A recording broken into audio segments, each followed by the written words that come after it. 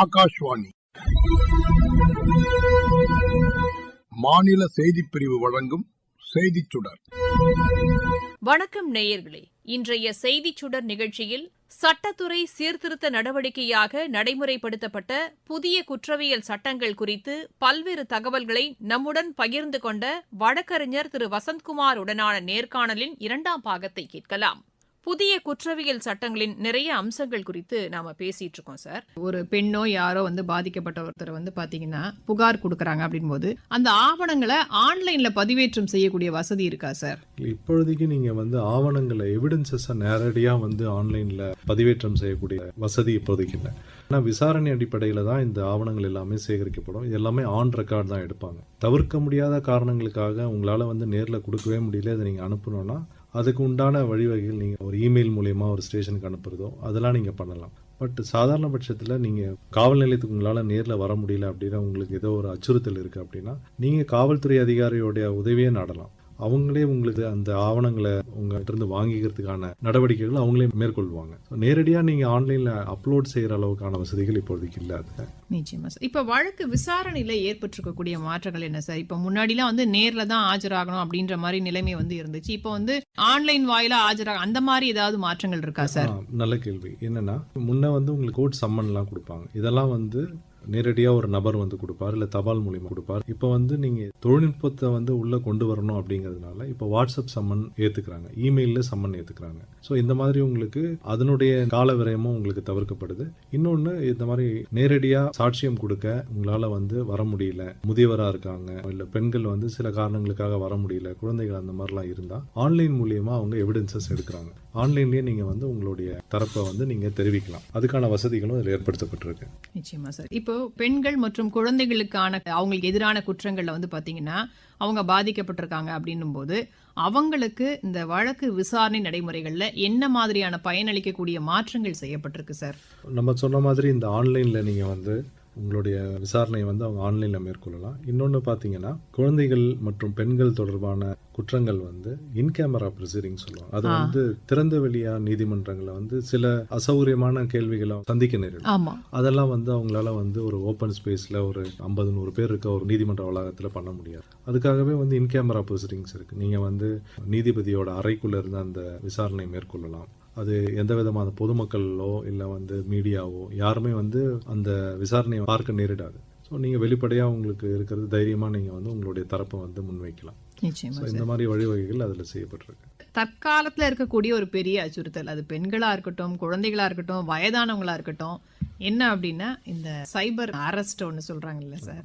அது நிறைய பேருக்கு நல்லா படிச்சவங்களா இருப்பாங்க. ஆனா அவங்க இந்த விஷயத்தை கேள்விப்பட்ட உடனே பயந்துருவாங்க. என்ன அந்த சூழல்ல பண்றோன்னு கூட அவங்களுக்கு தெரியாம நிறைய பணத்தை இழந்துடுறாங்க.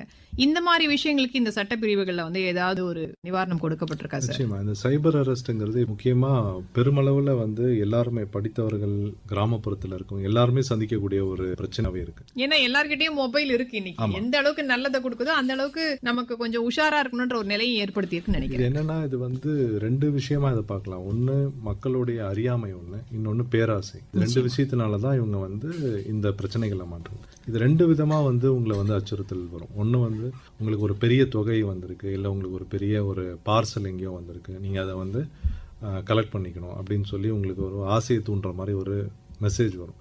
நீங்கள் என்னன்னா அதை நம்ம யாருக்கிட்டையும் நம்ம சொல்லாமல் நாமளே அதை கிடைச்சிடணும் அப்படின்ற ஒரு பேராசையில் என்ன பண்ணுவாங்கன்னா, நீங்கள் அவங்க என்ன சொல்லுவாங்க, முதல்ல நீங்கள் ஒரு 10,000 அனுப்புங்க, இல்லை ஒரு 50,000 அனுப்புங்க. இப்படி பணமாக வாங்குறது ஒரு வகை. நாங்கள் ஒரு மெசேஜ் அனுப்புகிறோம், நீங்கள் அதை கிளிக் பண்ணுங்க, அந்த லிங்கை கிளிக் பண்ணுங்க. கிளிக் பண்ணீங்கன்னா உங்களோட ஃபுல் ஃபோன் ஆக்சஸ், கைபேசியோட முழு கட்டுப்பாடு உங்களுக்கு வந்துடும். அப்போ உங்கள் அக்கௌண்ட்டில் எவ்வளோ பணம் இருந்தாலும் அவங்க உங்களுடைய எந்த ஒரு நாலேஜும் இல்லாமல் அவங்க எடுத்துருவாங்க. இது ஒரு வகையானது. இன்னொன்று உங்கள் பேரில் ஒரு கான்ட்ராபேண்டுன்னு சொல்லுவாங்க. ஒரு போதைப் பொருள் வந்திருக்கு, இல்லை ஒரு தடை செய்யப்பட்ட பொருள் உங்கள் பேரில் கொரியராக இங்கே டெல்லியில் இருக்குது, பாம்பேயில் இருக்குன்னு சொல்லி அங்கேருந்தே கால் பண்ணுவாங்க. அந்த காலில் அவ்வளோ தத்ரூபமாக ஒரு போலீஸ் அதிகாரி பேசுகிற மாதிரியும், அவங்க பேக்ரவுண்டில் பார்த்தீங்கன்னா ஒரு ஸ்டேஷன்லேருந்து பேசுகிற மாதிரி வீடியோ காலில் வர்றது எல்லாமே பண்ணுவாங்க. எனக்கு தெரிஞ்ச ஒரு வழக்கிலலாம் ஒரு 24 மணி நேரம் அவர் வீட்டுக்குள்ளேயே ஹவுஸ் அரெஸ்ட் வச்ச மாதிரி ஒரு ஃபேக் அரெஸ்ட்டில் உட்கார வச்சு அவரை பயமுறுத்தி உட்கார வச்சுருக்காங்க. இத்தனைக்கும் அவர் ஒரு தொழிலதிபர், நல்லா படித்தவர். ஸோ அந்த மாதிரி அவங்களாலே வந்து இது என்னன்னு புரிஞ்சிக்க முடியாமல் அந்த பயத்துக்கு ஆளாகிறாங்க. இந்த மாதிரி பிரச்சனைகள் வரும்போது தேசிய அளவில் வந்து உங்களுக்கு ஒரு டோல் ஃப்ரீ நம்பர், கட்டணம் இல்லாத ஒரு நம்பர் கொடுத்துருக்காங்க, 1930 1930. இந்த நம்பருக்கு நீங்கள் உடனடியாக நீங்கள் புகார் தெரிவிச்சிங்கன்னா, நீங்கள் மற்ற நடவடிக்கைகள் எதுவுமே எடுக்காமல் அவங்ககிட்ட இதை தெரிவிச்சிட்டிங்கன்னா அவங்க அடுத்து நீங்கள் என்ன செய்யணுங்கிறத அவங்க சொல்லுவாங்க. நீங்கள் முக்கியமாக செய்யக்கூடாத விஷயங்கள் 2. ஒன்று, நீங்கள் வந்து உங்களுக்கு வர எந்த லிங்க்கையும் நீங்கள் கிளிக் பண்ணக்கூடாது. இன்னொன்று, ஓடிபி முதலான எந்த விஷயங்களும் நீங்கள் கொடுக்கக்கூடாது. உங்களுக்கு கால் வந்ததுமே அந்த காலை துண்டிச்சிட்டு இந்த நம்பருக்கு நீங்கள் புகார் தெரிவிச்சுட்டு, இல்லை நீங்கள் லோக்கல் நீங்கள் ஸ்டேட் போலீஸுக்கு கூட ஒரு 100ல் கூட நீங்கள் இந்த புகாரை தெரிவிக்க. இது வந்து அவங்க எந்த அளவுக்கு ரொம்ப நம்பகத்தன்மையாக உள்ள மாதிரி காட்டிப்பாங்கன்னா, ஒரு பேங்க்லேருந்து வருவாங்க, அந்த பேங்க் பர்சனே பேசுகிற மாதிரி, அந்த பேங்க்லேருந்து வர மாதிரியே மெசேஜ் எல்லாம் வரும். ஏன்னா எந்த வங்கியுமே உங்ககிட்ட வந்து ஓடிபி கேட்க மாட்டாங்க. உங்களுடைய ரொம்ப ப்ரைவேட்டான உங்களுக்கு ஆதார் எண்ணோ, பேன் எண்ணோ, இதெல்லாம் எதையுமே வந்து உங்ககிட்ட கேட்க மாட்டாங்க. உங்களுடைய வந்து பிறந்த தேதி, வருடம், இதெல்லாம் கேட்க மாட்டாங்க. இதெல்லாம் வந்து சென்சிட்டிவ் இன்ஃபர்மேஷன் சொல்லுவாங்க, ரொம்பவும் வந்து நுட்பமான தகவல்கள். இது இருந்தால் உங்களுடைய எந்தவித பண பரிவர்த்தனை இதுக்கெல்லாம் நீங்கள் யூஸ் பண்ணுற இன்ஃபர்மேஷன், இதை நீங்கள் எக்காரணத்தை கொண்டும் நீங்கள் கேட்கக்கூடாது. ஏன்னா ஆர்பிஐ ரிசர்வ் வங்கியோட நார்ம்ஸ்லேயே இருக்குது, இதெல்லாம் வந்து எந்த வங்கியும் எந்த நேரத்துலையும் தொலைபேசி வாயிலாக கேட்கக்கூடாதுன்னு. அதை மீறி ஒரு தொலைபேசி அழைப்பில் இந்த விவரங்களை கேட்குறாங்கன்னா அது நீங்கள் முழுமையாக நம்பலாம். அது வந்து சைபர் குற்றம் தொடர்பான ஒரு அழைப்பு. ஸோ அதை நீங்கள் தவிர்த்துடுறதுமே, நீங்கள் மேலும் ஆராய வேண்டியதில்லை. இந்த இணைப்பை நீங்கள் துண்டிச்சிட்டாலே நீங்கள் வந்து பாதுகாக்கப்பட்டுருவீங்க. நீங்கள் மேலும் அவங்ககிட்ட பேசி ஆராய்ந்து அதை நீங்கள் பண்ணணும்னு அவசியம் இல்லை. நீங்கள் இணைப்பை துண்டிச்சிட்டு இந்த மாதிரி ஒரு புகார் எனக்கு நீங்கள் தெரிவிச்சிட்டிங்கன்னா நீங்கள் அதுலேருந்து பாதுகாக்கப்படுவீங்க.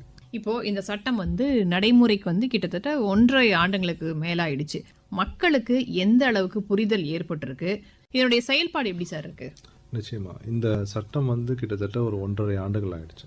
இப்போ இது ஒன்று பார்த்தீங்கன்னா கன்விக்ஷன் ரேட்டுன்னு சொல்லுவாங்க, அதாவது தண்டிக்கப்படுவர்களுடைய எண்ணிக்கை, இது வந்து அதிகப்படியாக இருக்கு. ஏன்னா அது விசாரணை காலவரம் நிர்ணயிக்கப்பட்டதுனால நிச்சயமா அது தண்டனை அவர் வந்து குற்றம் செய்தவரா இல்லையா என்று தீர்மானிக்கக்கூடிய காலவரம்பு வந்து சட்டம் வந்து கடுமையாக்கி இருக்கிறதுனால நீதிமன்றங்களும் அந்த காலவரம்புக்குள்ள அந்த வழக்குகளை முடிக்கிறதுனால கன்விக்ஷன் ரேட் இன்க்ரீஸ் ஆயிருக்கு. அதாவது தீர்க்கப்பட்ட வழக்குகளுடைய எண்ணிக்கை அதிகமாயிருக்குன்னு சொல்லுவாங்க. தீர்க்கப்பட்ட வழக்குகளோட எண்ணிக்கை அதிகமாக இருக்கு.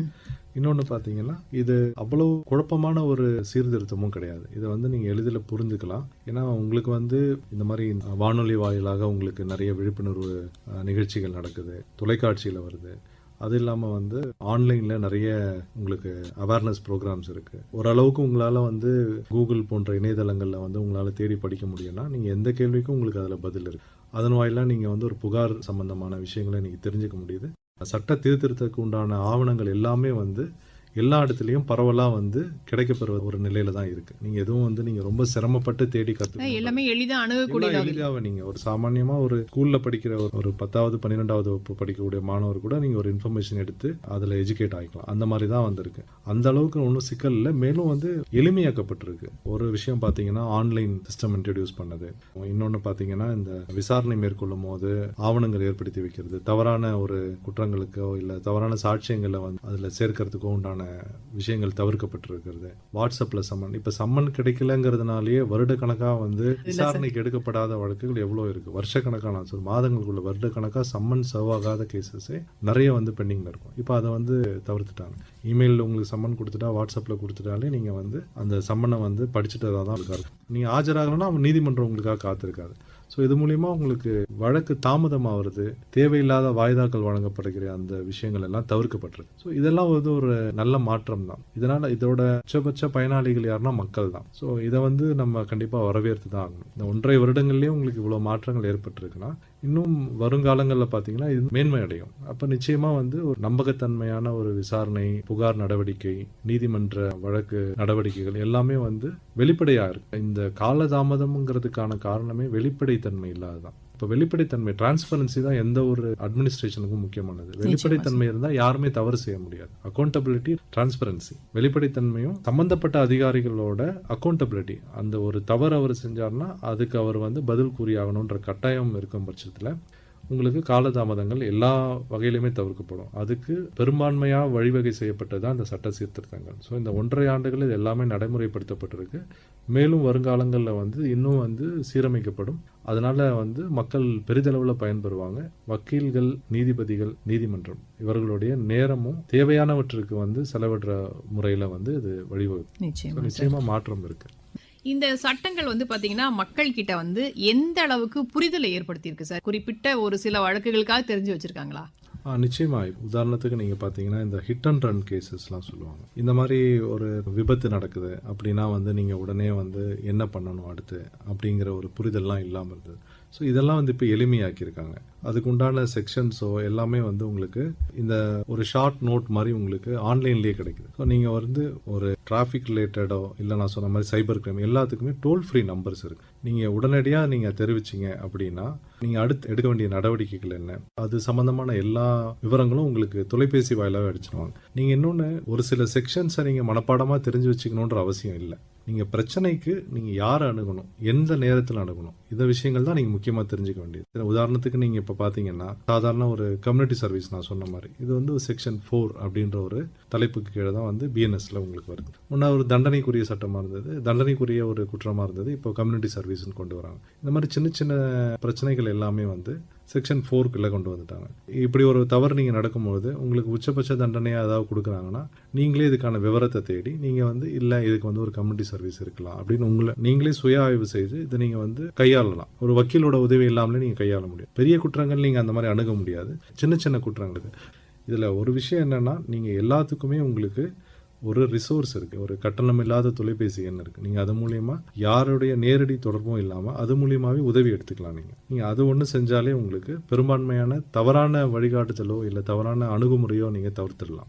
மக்கள் கிட்ட இந்த சட்டங்களுக்கு என்ன மாதிரியான வரவேற்பு ஏற்பட்டிருக்கு சார்? ஒரு சாதாரண மக்களுக்கு வந்து முன்ன நாம் சொன்ன மாதிரியே வந்து ஒரு நீதிமன்றத்தை அணுகிறதோ காவல் நிலையம் அணுகிறதோ வந்து ஒரு பிரச்சனைக்குரிய இடமாகவோ ஒரு பயம் தரக்கூடிய ஒரு அச்சுறுத்தலுக்கு உண்டான இடமாவோ தான் இருந்தது. இப்போ இந்த சட்ட சீர்திருத்தங்கள்லாம் வந்த பிறகு பார்த்தீங்கன்னா அவங்களுக்கு ஒரு அடிப்படை விழிப்புணர்வு இருக்கு, நம்பிக்கை ஏற்படுது. இன்னொன்று வந்து யாரும் அதிகாரத்தை கையில் வச்சுட்டு அவங்கள வந்து ஹராஸ்மெண்ட் பண்றதோ இல்லை அவங்கள வந்து அச்சுறுத்துறதோ முடியாது. இன்னொன்று நீங்கள் எந்த நீதிமன்றத்தையும் எந்த காவல் நிலையத்தையும் அணுகி ஒரு 0 FIR ஃபைல் பண்ணலாம். இன்னொன்று உங்களுக்கு வந்து உங்களை கைது செய்ய வராங்கன்னா நீங்கள் கிரவுண்ட்ஸ் ஆஃப் அரெஸ்ட்னு சொல்லுவாங்க. அது சொல்ல வேண்டிய கடமை வந்து ஒரு காவல்துறை அதிகாரி இருக்குங்கிறத அந்த அளவுக்கு உண்டான விவரங்கள்லாம் இப்போ தெரிய வந்திருக்கு. ஏன்னா நிறைய விவாதங்கள் இது சம்பந்தமாக நடக்குது. ஒன்று நான் சொன்ன மாதிரி right to know the ground of arrest, கைதுக்கு உண்டான காரணம் கட்டாயமாக தெரிவிக்கப்படணும். இன்னொன்று நீங்கள் கைது செய்யப்பட்ட 24 மணி நேரத்துக்குள்ள ஒரு மஜிஸ்ட்ரேட் முன்னாடி உங்களை ஆஜர்படுத்தணும். இது ஒன்று. அப்புறம் உங்களுக்கு பெயில், நீங்கள் வந்து பிணை விடுப்பில் வர்றதுக்கு உண்டான அதிகாரம் உங்களுக்கு இருக்குது. 0 FIR இருக்குது. உங்களுடைய கைதை வந்து நீங்கள் வந்து வீடியோ ஆவணம் செஞ்சு வச்சுக்கலாம். ஆன்லைனில் கம்ப்ளைண்ட் பதிவு பண்ணுறது இதெல்லாம் வந்து ஒரு 2 வருடங்கள் 3 வருடங்கள் முன்னாடி இதை பற்றின வந்து விவாதங்களோ இது சம்பந்தமான நிகழ்ச்சிகளோ இந்த மாதிரி வந்து நிறைய கிடையாது. மக்களுக்கு இதை தெரிஞ்சுக்க வேண்டிய ஒரு அவசியம் இருந்ததாக கூட நமக்கு தெரியாது. இப்போது இந்த விழிப்புணர்வு நிகழ்ச்சிகள் மூலியமாக நிறைய உங்களுக்கு தெரிஞ்சிருக்கு. அதனால் யாரும் வந்து இப்போ ரொம்ப முன்ன காட்டிலும் இப்போ அறியாமையில் யாரும் எல்லாருக்குமே ஒரு அடிப்படையான புரிதல் இருக்குது. ஒரு போலீஸ் கம்ப்ளைண்ட் எப்படி கையாளணும், ஒரு காவல் நிலையத்துக்கு எப்படி போகணும், நீதிமன்றத்துக்கு எப்படி போகணும், எதுக்கு யாருடைய உதவியை நாடணும், இது எல்லாம் சம்பந்தமான விழிப்புணர்வும் அவங்களுக்கு இருக்கு. இதனோட முன்னெடுப்பின் பலனாக தான் நம்ம அதை பார்க்கணும். சட்டம் படிக்கக்கூடிய மாணவர்களுக்கு இது வந்து பாடத்திட்டத்திலையும் வைக்கப்பட்டிருக்கு. அவங்களுடைய பார்வை என்ன சார் இந்த புதிய குற்றவியல் நடைமுறை சட்டங்கள் பத்தி? நிச்சயமா இப்போ சட்டம் பயிலுகிற மாணவர்களுக்கு பார்த்தீங்கன்னா அவங்களுக்கு பொதுமக்கள் சாமானிய மக்களுக்கு இருக்க மாதிரியான ஒரு புரிதலுக்கான சிக்கல்கள் எதுவும் இல்லை. அவங்க அடிப்படையிலே சட்டம் பயிலுறாங்க, அதனால அவங்க எளிதாக அவங்க புரிஞ்சுக்குவாங்க. முன்ன நம்ம சொன்ன மாதிரி ஒரு 160 ஆண்டுகால பழமையான சட்டங்கள் வந்து தண்டனை கொடுப்பது மட்டுமே நோக்கா வச்சு உருவாக்கப்பட்ட சட்டங்கள். இப்போ இதை வந்து சட்டத்தை நடைமுறைப்படுத்தணும், சமூகத்தினுடைய போக்கை வந்து சீரமைக்கணுன்ற அடிப்படையில் இதை வந்து சீரமைப்பு செய்திருக்காங்க. நிச்சயமா தேவையில்லாத நிறைய பிரிவுகள் நீக்கப்பட்டிருக்கு. அதெல்லாம் தேவையற்றதுன்னு இதெல்லாம் நிறைய ஆராய்ச்சி பண்ணி சமூக சீர்திருத்தங்கள் எல்லாம் வந்து கணக்கில் எடுத்து அதன் மூலியமாக தான் இது எடுத்தெடுப்பில் நீக்கலை. இது பல ஆண்டு கால ஆய்வுகளுக்கு பிறகுதான் இது எல்லாத்தையும் நீக்கிறாங்க.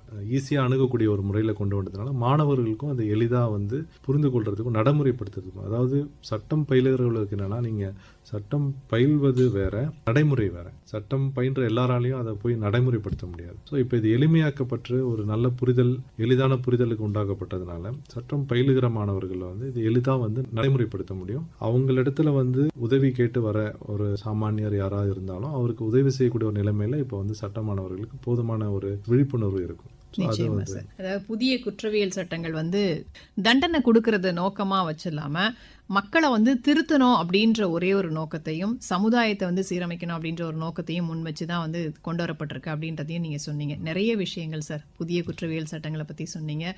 ரொம்ப பயனுள்ளதா இருந்தது. மிக்க நன்றி சார். நன்றி. வாய்ப்பளித்தமைக்கு நன்றி.